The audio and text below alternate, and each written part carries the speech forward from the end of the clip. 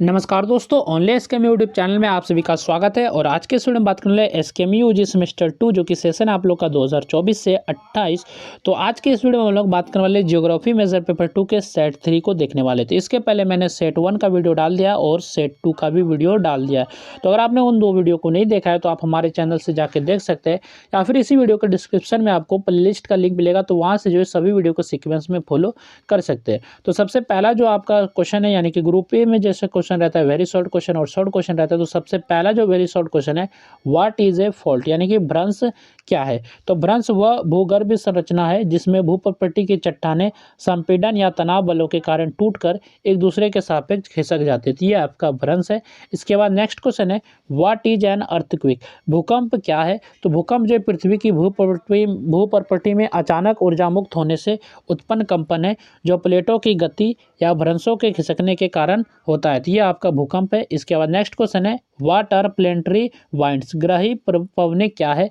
तो ग्रही पवनें वे अस्थायी पवनें हैं जो पृथ्वी पर उच्च एवं निम्न दाब पेटियों के बीच पूरे वर्ष एक निश्चित दिशा में निरंतर चलती रहती है। तो ये आपका जो है ग्रही पवनें है। नेक्स्ट क्वेश्चन है, what is the basis of Koppen's climatic classification, Koppen के जलवायु वर्गीकरण का आधार क्या है। तो कोपेन के जलवायु वर्गीकरण का आधार तापमान और वर्षा के औसत मान है, जिन्हें प्राकृतिक वनस्पति के वितरण से जोड़कर जलवायु प्रकार निर्धारित किए गए हैं।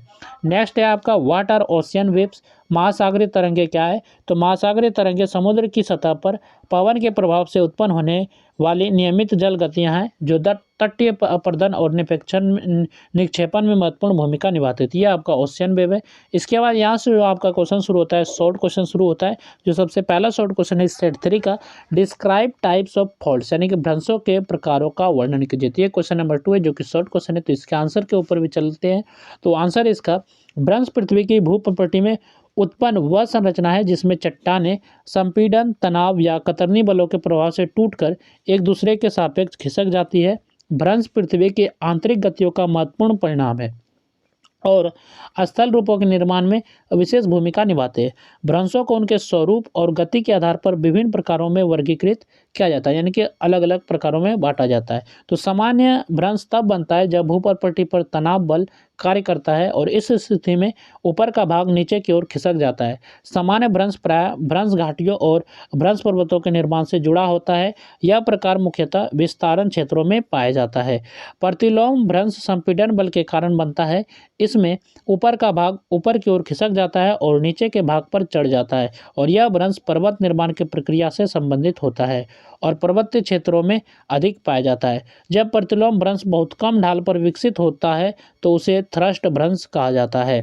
पासर भ्रंश में चट्टानें क्षैतिज दिशा में खिसकती है। इसमें ऊर्ध्वाधर विस्थापन बहुत कम या नहीं के बराबर होता है और इस प्रकार का भ्रंश प्लेट सीमाओं पर अधिक पाया जाता है और उससे तीव्र भूकंप उत्पन्न हो सकते हैं। तो यह आपका पासर भ्रंश है। इसके अतिरिक्त समतलीय भ्रंश भी पाया जाता है जिसमें चट्टानें समतल तल के साथ खिसकती है और कई बार एक ही क्षेत्र में अनेक भ्रंश मिलकर जटिल संरचना का निर्माण करते हैं, जिन्हें भ्रंश प्रणाली कहा जाता है। भ्रंशों का अध्ययन भूगोल और भू विज्ञान में अत्यंत महत्वपूर्ण है, क्योंकि इससे भूकंप, पर्वत निर्माण और स्थल रूप विकास को समझने में सहायता मिलती है।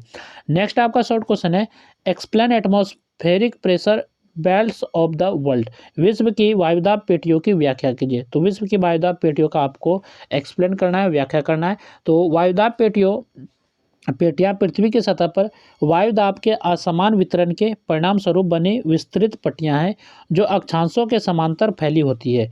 तापमान, पृथ्वी के घूर्णन और वायुमंडलीय गतियों के कारण विभिन्न अक्षांशों पर उच्च और निम्न दाब क्षेत्र विकसित होते हैं।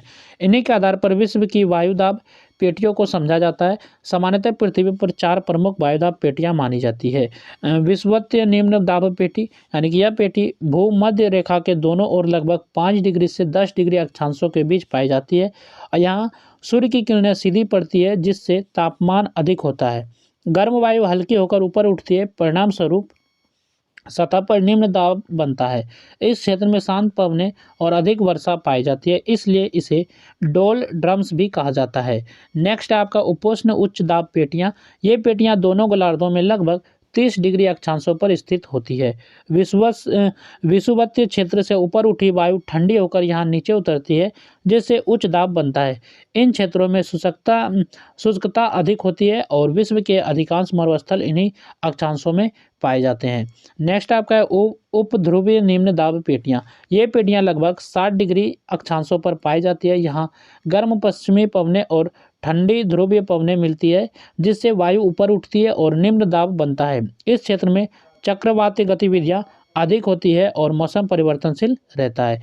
नेक्स्ट आपका है ध्रुवीय उच्च दाब पेटियाँ। ये पेटियाँ उत्तरी और दक्षिणी ध्रुवों पर स्थित होती है। यहाँ अत्यधिक ठंड के कारण वायु भारी होकर नीचे बैठती है, जिससे उच्च दाब बनता है और इन क्षेत्रों में शुष्क और ठंडा मौसम पाया जाता है। इस प्रकार विश्व की वायुदाब पेटियाँ वैश्विक पवन व्यवस्था, मौसम और जलवायु को नियंत्रित करने में महत्वपूर्ण भूमिका निभाती है। तो ये आपका शॉर्ट क्वेश्चन है। तो आप लोग जो PDF डाउनलोड कर सकते हैं हमारे टेलीग्राम चैनल से, जो कि टेलीग्राम चैनल का नाम है ओनली SK में। तो वहाँ से आप जो है PDF को डाउनलोड कर सकते हैं, या फिर इसी वीडियो के डिस्क्रिप्शन में आपको PDF का लिंक मिलेगा। तो आप उस लिंक पर क्लिक करेंगे तो आप इसी PDF पे रिडायरेक्ट हो जाएंगे और वहाँ से आप इस PDF को पढ़ सकते हैं। तो चलिए हम लोग बात करते हैं ग्रुप बी में, यानी कि जो कि लॉन्ग क्वेश्चन है आपका।